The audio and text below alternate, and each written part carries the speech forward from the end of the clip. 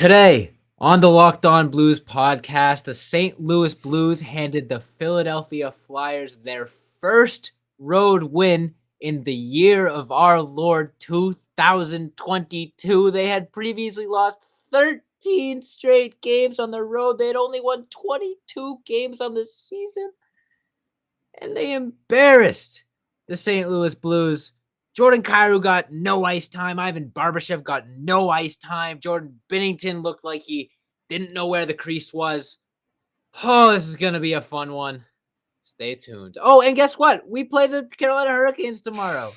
Good stuff. It'll be fun. Stay tuned. You're Locked On Blues, your daily podcast on the St. Louis Blues. Part of the Locked On Podcast Network. Your team every day.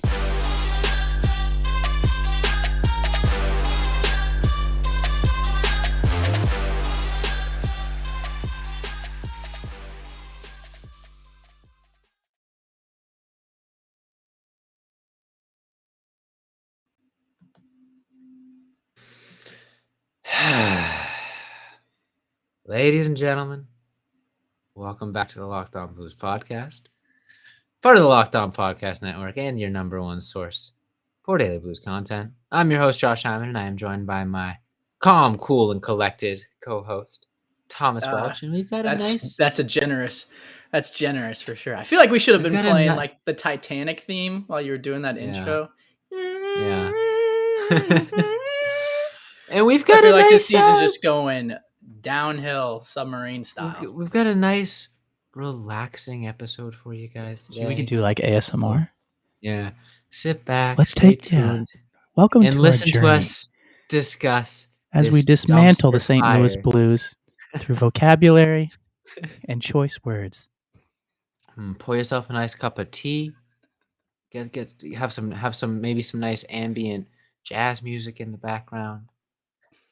Because we are going to be taking the St. Louis Blues to the woodshed in today's game. Light it up. A candle, obviously. Rose Soothing. petals.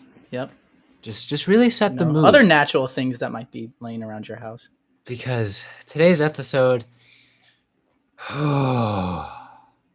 all I got to say. Before we get into the festivities, wanted to give a shout out to anyone and everyone who is making Locked On Blues your first listen. Making us part of your daily routine because we're free and available on all podcast platforms. All right, without further ado, I'm a little lightheaded from that intro. I'm a little lightheaded from lighting up that candle. And seems like every member of the St. Louis Blues was a little bit lightheaded for the entirety of the 60 minutes they played against the Philadelphia Flyers, because between taking 11 minutes to get a shot on goal, almost being out, the Philadelphia Flyers almost had more shots that went into the net than the Blues had that went onto the net in the first period. I believe the Blues had 3 shots on goal in the first period. Flyers had 2 goals.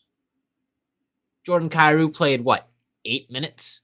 Benched almost the whole third period. I think he played 12. Barbashev 12 played minutes. Like 8. Ivan Barbashev played 7.5 minutes. 2 of our most exciting young forwards nowhere to be seen in the third period, and rightfully so. Jordan Binnington has continued to unfortunately look like a shell of his former self. Now, this is not going to be the Jordan Binnington bashing episode. We probably won't even mention him much at all because he had no help. No help. I don't care. You put prime Dominic Hasek in between the pipes for the St. Louis Blues. They still lose that game. Where do we start, Tommy? I'll turn it to you. Where do we start? I'd like to. Let's start our journey on this roller coaster of an episode. This is like one of those sleep meditation apps. Yeah, exactly. You guys seen the app Calm? We're not even profiting. It's not even an ad. I'm gonna be taking you guys on a journey through a lavender field. They got the hairstyles, like the voiceover. Like, have you guys heard of watermelon sugar? Well, it's not going to be a whole lot of sugar on this episode because we're going to start. So I want to start this episode off with a tweet from Jim Thomas. And he says, strange but true. Blues have a better record against teams currently in the playoffs, 17-9-4, than against non-playoff teams, 18-10-5, and that is for a 621 points percentage. So, Josh, if you could just close your eyes for me real fast and imagine you're on the ice against the Philadelphia Flyers, and you're in pregame warmups, and you're looking at the record, and you're looking at 13 games consecutively losing on the road. You're looking at the way that this Flyers team is structured. You're looking at the way that they've been playing all season. What are you thinking to yourself right now? Well, I'll tell you what, we're real good at scoring goal. I don't know why I'm a Southern man.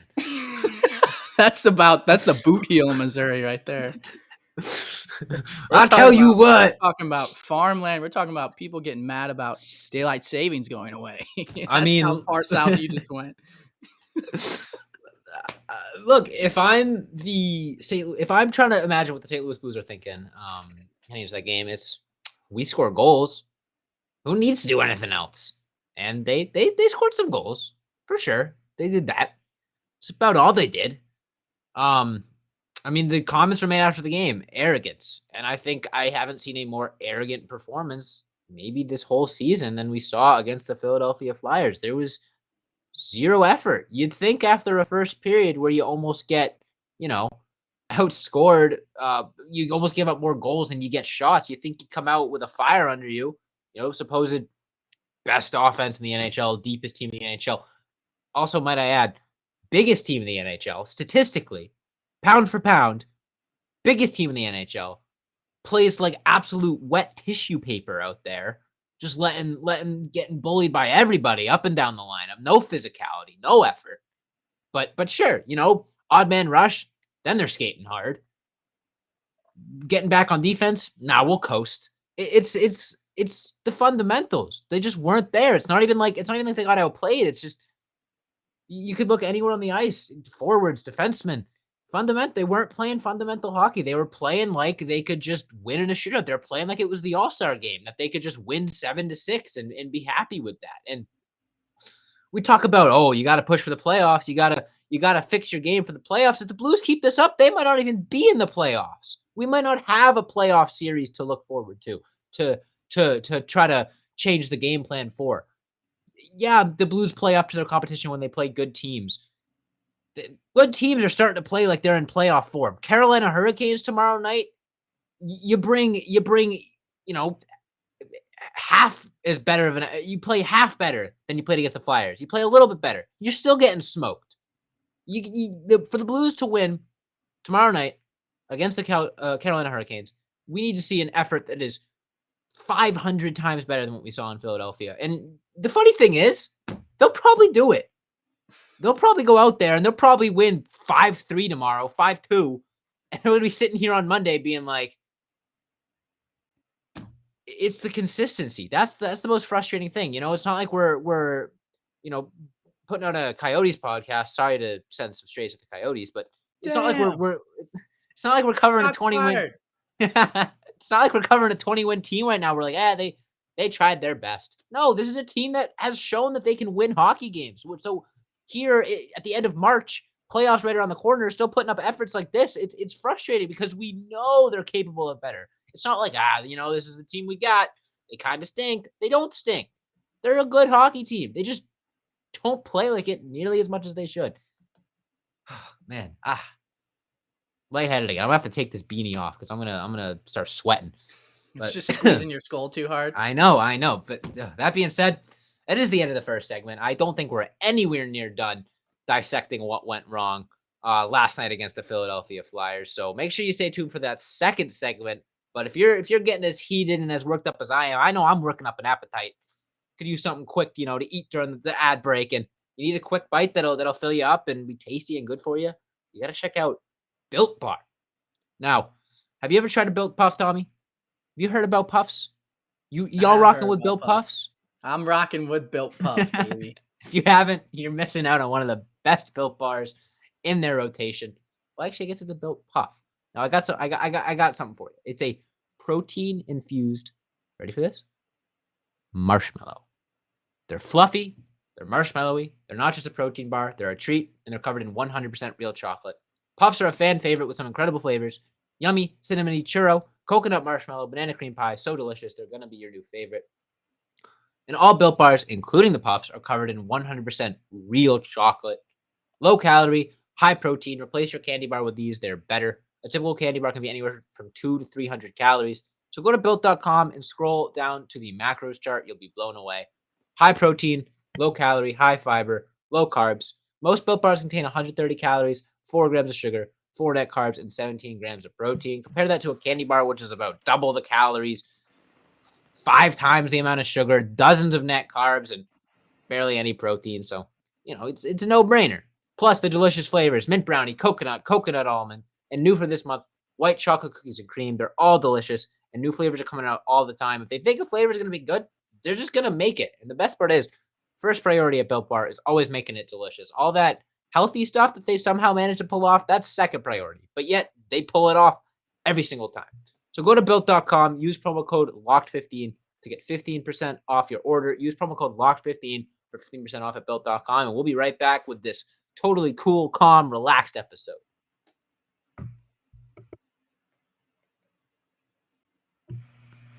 All right, Tommy. So we talked about the game as a whole. I think it's important now to talk about two of the big standout players in terms of lack of ice time. Two guys got benched pretty much the entirety of the third period. And those are Jordan Kyrou and Ivan Barbashev. I think we should start first with Barbashev, just because I think Kyrou's going to be a little bit of a more meaty conversation. But Ivan Barbashev is a guy that's been, pretty consistent this season. Fallen off a little bit as of late. I didn't notice him playing poorly as much as I noticed Kyrou playing poorly in that game. But as a center, who previously prided himself in his defense, it seems like his two-way center capabilities have really fallen off the map a little bit as of late. And that was normally excused by his offense because he's been having a breakout offensive year, but that really hasn't been happening too much as well. So what did you see out of Ivan Barbashev tomorrow night, or last night, I should say? And what do you expect to see out of Ivan Barbashev tomorrow night if he hopefully, takes the messages of Craig Berube to heart and returns to form? So for starters, I just want to go backtrack a little bit. And I feel like we're still talking about arrogance to some degree, right? And like Justin Falk came out with comments. I'm sure we can pull those up and read word for word what he said in the presser later on in the show or later on in the segment. But I think it's prevalent to the players, right? And like you bring up the record among bottom 10 teams in the league, which the Blues are a combined 11-6-3 on the season against. They've secured 25 out of a possible 40 points. That is out of a possible 40 points against bottom dweller teams. They lost 2 games against New Jersey. They lost against Ottawa. They lost against Arizona. They lost against Montreal. So when we talk about arrogance, it's usually like the Blues are obviously in a playoff position and the Flyers are not. And they're two sides of the coin in terms of where they're at this season. One team was looking to buy and make a push for the playoffs. The other team was looking to sell. But when you've consistently got the resume against bottom feeder teams that the Blues have this season, and I'm glad someone brought it up to Justin Falk because it sounded like he just had no idea. Like they were just oblivious to the fact that they consistently lose against these dog water teams. And it's just, where does the arrogance come from to go into these games thinking it's an easy win, consistently getting beat down and humbled, and then going out and doing the same thing again? It just blows my mind. And like you said, you've got a game coming up against the Hurricanes, who if you play your best possible game against, you still might lose in overtime. Like the Hurricanes are in an regulation absolute wagon this season, or in regulation. Exactly.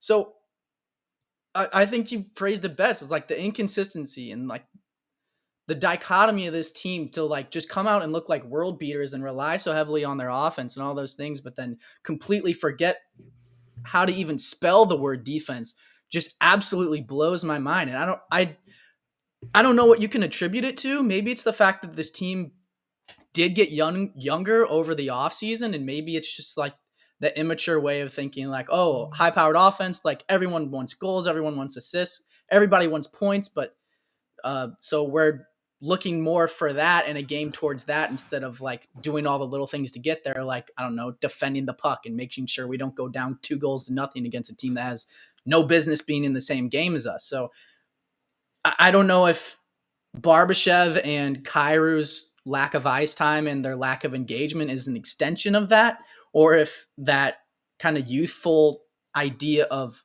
offense-powered team doesn't have to play defense is contagious among the entire team and maybe even the veterans. I don't know, but they need to figure it out and figure it out fast, because the Blues, I think, are currently 2 wins solidified in a playoff spot. So it is a very close race in the Central, and Dallas is climbing up fast. And I know that their fans are watching every single game that could potentially, possibly have playoff implications, and they want to rise up as fast as possible. So they look hungry, and the Blues absolutely do not. And there is a very possible world where the Blues could still not make the playoffs this season, and they need to act like it because the time's running out.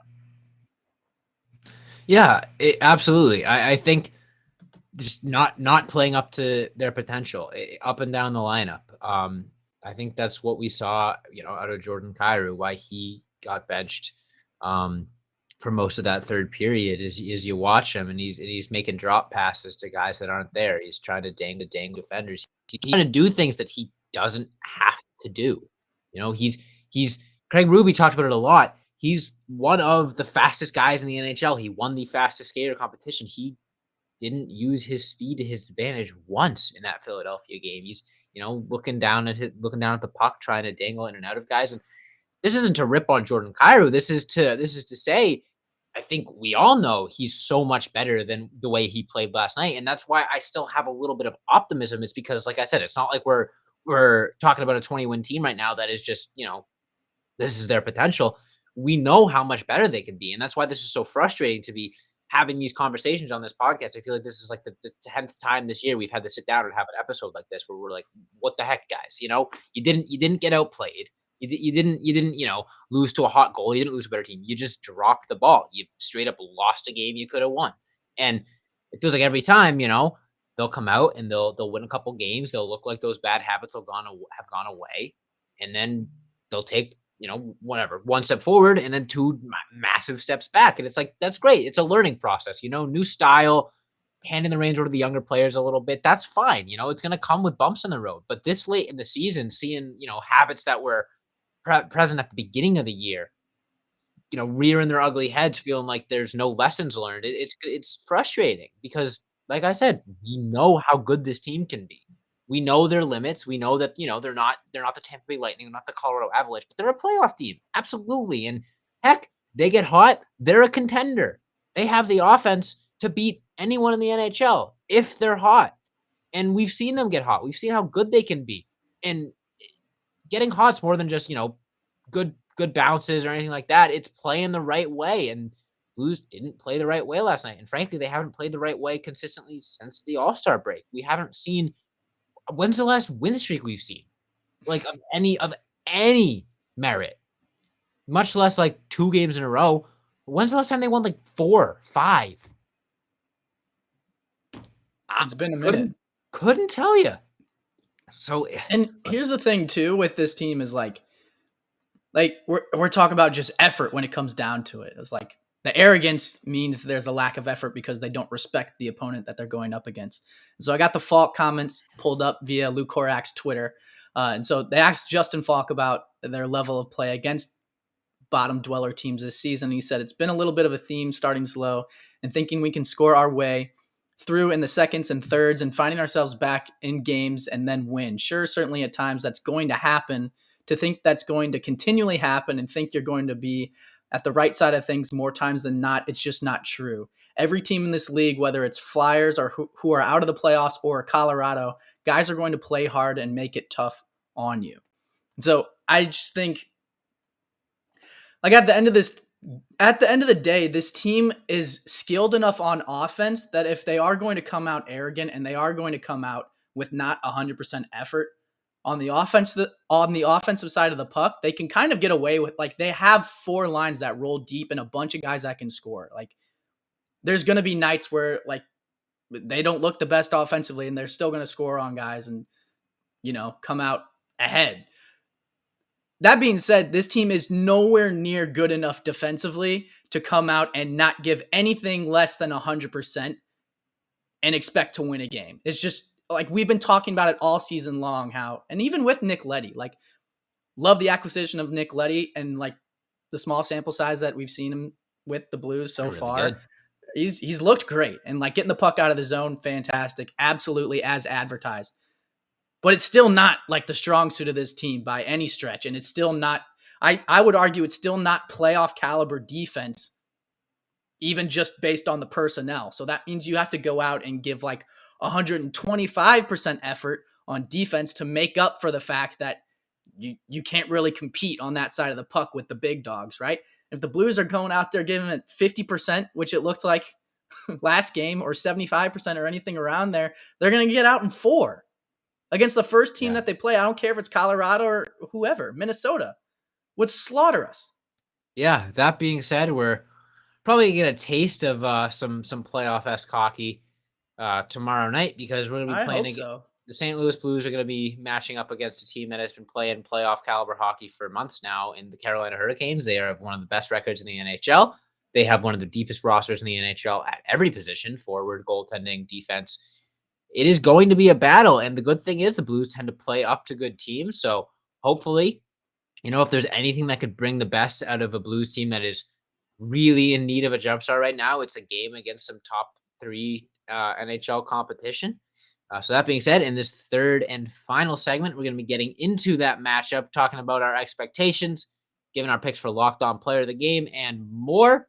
If you guys have a hot take, if like you think maybe we mentioned earlier that you think the Blues might actually, come out and win tomorrow against the Carolina Hurricanes, because that's kind of just what they do. Put your money where your mouth is. Take the over, if anything. I guarantee you the Blues do not have good odds tomorrow if you're checking out Bet Online, but maybe that's even more reason to go ahead and place a bet on them, because at Bet Online, they've got everything you could ask for, because after months of playing, college basketball has determined the top teams for the Final Four and will determine this year's national championship in this coming week. It is wrapping up. It is the best time of year to be a basketball fan or a sports fan in general. There's so much going on. BetOnline.net is your number one source for all your betting needs and sports info, from all the latest odds, contests, and player props, you name it.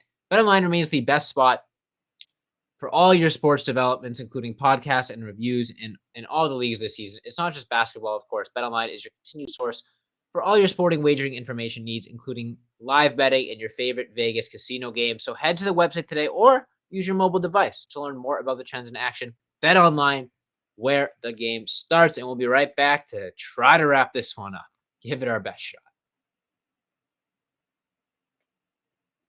Josh, who'd you pick as your national champion for March Madness? Was it Gonzaga? I don't remember. When I made my bracket without paying attention, it was Gonzaga. But I picked Wisconsin. I also had Wisconsin. But I made my bracket. In my bracket on the show, I said Wisconsin. On my bracket, I actually picked Houston, so I'm kind of still in it. So okay, yeah. After the first round, I was big on Texas Tech. I think Texas Tech looked good. My hot take, though, I'm saying this right now. I think Duke wins it all. I like the story. I think Coach K is going to do everything in his power to not have his final game of his career be a loss. I think obviously he wants to win his final game, and he's maybe one of the greatest coaches in all of athletics history. Any sport, any league, any level, Coach K is a household name. So I think you're close enough to that, like emotions and stuff and like higher powers and shit got to start like coming into play, Yeah, absolutely. I as much as it pains me to say it, because who likes Duke? I like Duke a little bit because Jason Tatum, but I was thinking today if I got a dog, that Duke would be a cool name for it. Yeah, kind of sick. You yell his name at the dog park and 50 dogs will run up to you. That's probably true. All right, I got a question for you, Tommy. So, okay, in a perfect world, from the moment the puck drops, the Blues are fired out of a cannon tomorrow. What are you looking for in that first 45 seconds, that first shift? Not even the whole game. If you're gonna, we're gonna be sitting up like looking like this at the TV. What's it gonna take for you to lean back and go, okay, we might be all right today? What will it take in that first shift, first few shifts, even if let's say the Carolina Hurricanes get possession? What do you need to see to feel comfortable that not only might the Blues have success in this game, but all hope is not lost. I think intensity is the word that we're looking for here. Like the key word, right? Is like going in the forecheck, the defense, the effort everywhere. Every area of the ice. It has to be filled with intensity if you're going to come out and win against a Canes team that's been as dominant as they have all season. But I'll tell you this, Josh. If we see in like the first minute, in the first 2-3 minutes, any kind of scrum around the net or any kind of fight off like a face-off, like Braden Shen dropping the gloves, Mikkola drop, like anything like that, Blues are solid. And I don't mean solid as in like, oh, we're gonna beat the Canes 6-1 because Braden Shen fought at the beginning of the game. I just mean solid as in like I would suspect that out of all 3 periods, like setting the tone in that way, the way that the Blues love to set it with the physicality and enforcing their will on opponents, I think that they'll be able to come out each period with a presentable performance. Now, like I said, it's still the Canes, and you could still end up losing, but I don't think we'll be sitting here on Monday if that fight or scrum happens at the beginning of the game being like, well, we did it again. Worst team in the NA, you know what I'm saying? So I think that's what I'm going to be looking for is intensity, emotion, stuff like that. A little bit of fire. Yeah, I mean, when you're playing a team like the Canes, you don't have to win. You know, as much as it sucks, the Blues could come out and have the best game they've had in the month of March tomorrow night and lose in regulation. That's what happens when you play. Yeah, that's what happens when you play good hockey teams. So I'm not saying the bottom line is they need to come out with a W or else all hope is lost. But if they lose, it needs to be in honorable fashion. They need to go down swinging. You know, they need to keep it close. They need to, not let the Canes relax. If the Canes are going to win, I want them to be holding their breath until the final buzzer. I want Canes fans to be biting their nails till the final buzzer. And obviously, I would love a win. Oh my God, I would love a win. Here's what you want Canes fans to say at the end of the game. God, I do not want to play the Blues in the playoffs. Bingo. If they say that and they still win, that's a dub in your book. Bingo. If the Canes, you know how I always say like, oh, the good thing is, a good team wins games they should have lost. Make the Carolina if they're going to win, make them win a game they should have lost. That's it. Or do the same thing if you're the St. Louis Blues, because frankly, they probably should lose tomorrow, just based Especially on what coming off that performance. Based on what we've seen lately, the odds are stacked against them right now, 24 hours before the puck drops. So, and you've got one of your top D-men on the year out on injured reserve right now. Yep, too. And Tyler Bozak on injured reserve as well, which who knows what that means for him. But yeah, the odds are stacked against them, regardless of that. My headphone. That's the fire we're looking for, folks. Right there. Make the Carolina Hurricanes nervous, make them sweat a little bit, and you know what? You do that, you just might win. They have the personnel, they have the potential, they have the capability of beating a team like Carolina. You're not going to do it every night, but that's what the playoffs are for. You can play your best for an entire 7-game playoff series and win in 6 or win in 7. That's the beauty of hockey, is you never know. You could have a 20-win team against a 60-win team, and it's still like a 50-50 shot who's going to win, because hockey is so competitive and there's so much parity. So I'm not saying they need to win, but yeah, it would be nice. They just need to put up a respectable performance, because we haven't been seeing respectable performances consistently for a while. They've had them here and there, absolutely, but it's a huge test. One of the best teams in the league, one of the hottest goalies in the league, one of the best offenses in the league, also one of the best defenses in the league. It is literally poetry. If this season were a movie, this is the game that you come out and you band together and you come away with a victory. It's perfect. The situation is perfect. It is literally, the situation is perfect for us to be as frustrated as we are with the Blues right now. What better way to prove me wrong, to have Tommy and I show up on Monday and go like, well, Friday's episode, we apologize. We were too harsh. I would love to sit down on Monday and be able to laugh at myself. Blues, Make it happen. I know you guys are all listening to this episode in the locker room right before you take the ice against the Carolina Hurricanes. Take these words. Please give me something to be proud of. You need to use the Flyers game as a turning point for the season. Yeah. And that's the bottom line, because Stone Cold said so. So, Josh, we're talking about fire and emotion. If you've got one player on your mind that's going to lead the charge for the St. Louis Blues against the Carolina Hurricanes and go full frontal with fire, emotion, intensity, Easy choice. and effort, who is your pick for the locked on player of the game? Easy choice. You mentioned him before when you were talking about the fights, talking about the scraps. There is no better player on the St. Louis Blues that plays angry more than Braden Shen. He doesn't play like a physical guy all the time, but every once in a while he'll throw a hit or he'll have a fight. Be like, oh yeah, Braden Shen can hit like a truck. And he's been a guy that's been on fire lately. He's been scoring in bunches, putting up points left and right. And, I can imagine a guy like him, a guy that plays with so much passion and emotion, is incredibly frustrated after that Flyers loss. And like you said, if he comes out, drops the gloves in the first period, he's fired up for the rest of the game. And he has that capability to impact the game defensively, physically, and offensively. And if those first two things come first, like you said, he plays with that intensity, roughs a guy up in front of the net, whatever, what have you, he doesn't even need to score goals. I'm not even saying he's going to come out here and put up points, but if he can set the tone for the rest of the Blues team that this is how you need to play, this is how every single one of you needs to play. I don't know if he's going to be out there for the first shift, but first, second shift, Braden Shen goes out there, throws a couple hits, drops the gloves. It'll set the tone. He'll come back to the bench with a bloody lip or a black eye, whatever, and he'll look around and be like, all right, boys, your turn. Let's get her going. I think Braden Shen can set the tone tomorrow night. Doesn't even have to be with his offensive capability, just with that style of play, with that aggressiveness, with that emotion.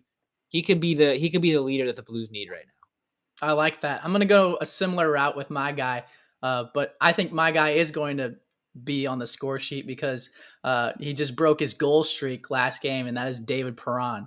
Because I think that David Perron is almost like a poor man's Brad Marchand, and he doesn't have he's not going to get suspended 24/7, and he's not out there licking guys' ears, but he's still the thorn in your side kind of player that will laugh in your face and get in scrums after. Do you see what Brad Marchand said about his cereal? I just want to take a quick pause. He was doing a promo for his cereal, and he goes, "It's face looking good."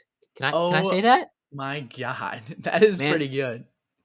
But yeah, I think David Perron has that impact, and we saw it in the playoffs of just getting under guys' skins. Pat Maroon was the same way. It's you have a guy on your team that can do that and just get the other team so riled up and off their game. You have to take advantage of that, and I feel like David Perron is the perfect guy to do that, as well as Braden Shen. But David Perron has been on an absolute hot streak bender since the All-Star break, just filling the score sheet left and right, point per game type of dude.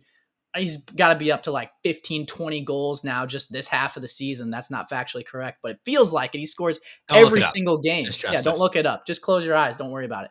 But yeah, I got to go David Perron here for the same reasons that you're picking Braden Shen. Get under the skin, bring the intensity, bring the fire. You don't have to worry about him being immature because he's one of the older guys on the team. So he's going to come out there and set the tone for sure. Yeah. I mean, all things considered, definitely a fiery episode, but not a episode in despair. I'm not throwing in the towel yet. No, I'm wiping myself off with it, and I've got it right here. But it's not. It hasn't left the hand yet. If we go look at the tuck rule with Tom Brady, it's still we're good. Yep, it's round 5 of the boxing match. You're tied 2 rounds to 2. You won the first 2 rounds. You got beaten up the next 2 rounds. You probably got knocked out in the last round, but you didn't fall down, and the bell rang for the next round. You gotta come out for the next one, holding yourself up on the ropes.